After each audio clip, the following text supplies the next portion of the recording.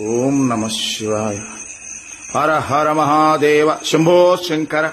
పాహి మాం రక్ష మాం.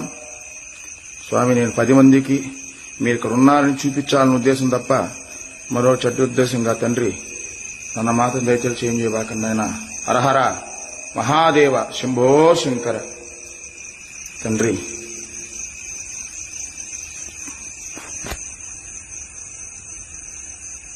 పరమేశ్వర శంకర, పాహి మాం రక్ష మాం.